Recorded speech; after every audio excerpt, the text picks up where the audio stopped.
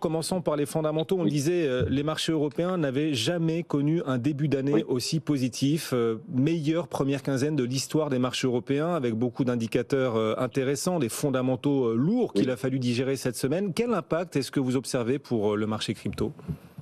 Écoutez, vous avez déjà très bien décrit ça sur votre antenne, mon cher Guillaume, mais bon, pour les auditeurs qui arriveraient maintenant, effectivement, c'est une semaine fondamentale idéale pour les actifs fisqués. Alors, pour résumer, je sais que j'ai pas beaucoup de temps, 4-5 mois consécutifs de désinflation. Alors, est-ce qu'on peut pour autant crier victoire contre l'inflation ? On sait que hors énergie, ça reste un peu décevant, mais anyway, les actifs risqués en bourse, en particulier le marché actions, propose un début d'année en tout cas exceptionnel pour les actions européennes. Je donne juste un exemple. Je sais qu'on parle de crypto, mais parlons un peu de CAC 40. Pour les auditeurs, le cours du CAC 40, lorsqu'on lui réinvestit les dividendes, donc les coupons qui sont détachés, les actionnaires connaissent bien, les actionnaires français connaissent le principe, lorsqu'on réinsère les dividendes, le CAC 40 gross return, il gagne 25% depuis 3 mois et il est tout proche en fait de son record historique, en fait celui avant le déclenchement de la guerre en Ukraine. Alors ça peut paraître un peu euphorique, mais en tout cas c'est comme ça que le marché action européen se comporte. Quant au marché crypto, alors oui,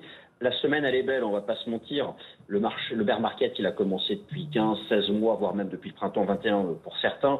Une semaine à plus 10% sur le cours du Bitcoin, ça donne un peu d'air, ça fait plaisir. Après, d'un point de vue relatif, il faut pas non plus s'exciter, si vous me permettez l'expression, parce que déjà relativement parlant, face au marché action, c'est décevant. Sur la même période, le dollar américain a perdu 11 ou 12%. Donc voilà, on met les choses un peu en perspective. Mais tout de même, c'est une semaine à plus 10% pour le cours du Bitcoin. Alors maintenant, j'imagine que votre prochaine question concernera les conséquences techniques. Oui, sur le plan technique, justement. Alors on voit le Bitcoin quand même qui remonte bien. On a plus de 19 000 $. Quelle synthèse faites-vous sur le plan technique des arguments haussiers face au risque baissier qui peut-être perdure quand même pour le cours du Bitcoin ? Oui, alors les risques baissiers, soyons clairs, ils perdurent, ils sont toujours bien présents. Mais tout de même, alors c'est une semaine intéressante. Pourquoi ? Parce que on dépasse, je vais utiliser du jargon chartiste de base, on dépasse une résistance. Ce qu'on n'avait pas fait sur le cours du Bitcoin depuis novembre 2021. Ça fait, moi, vous savez, je suis amoureux des graphiques. Enfin, c'est une façon de parler. Vous aimez les cours, Vincent ? Les cours. Voilà.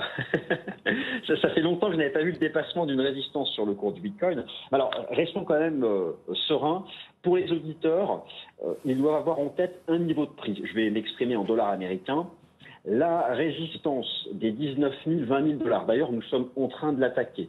Si cette résistance venait, alors d'ici la fin de semaine, d'ici dimanche ou encore mieux d'ici la fin du mois, à être dépassée de manière ample avec un retour de la participation, là oui, nous pourrions affirmer, argumenter techniquement en faveur d'une fin de bear market qui aurait été établie à 15 000 $. Mais c'est pas encore acté. Je termine là-dessus.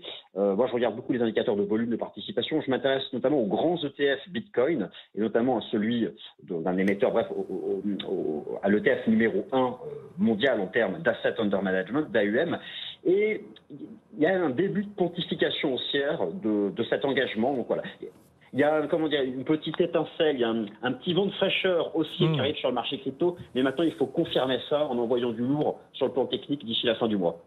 Vincent Gane, analyste technique indépendant. On rappelle à ceux qui nous suivent qu'il ne faut pas investir l'argent dont vous n'avez pas besoin. Il faut investir l'argent que l'on est prêt à perdre sur cet univers extrêmement volatile. Merci beaucoup Vincent de nous avoir accompagnés.